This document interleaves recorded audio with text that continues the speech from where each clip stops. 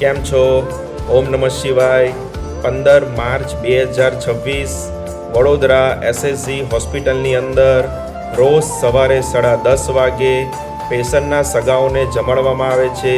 આજે જમવાની અંદર ભાત, મગની દાળ, પૂરી, કેરીનો રસ, ઈદડા સાથે પાણી આપવામાં આવે છે.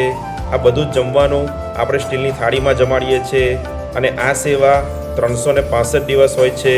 જો તમને આ સેવા સારી લાગી હોય તો કોમેન્ટમાં ઓમ નમઃ શિવાય જરૂર લખજો મિત્રો.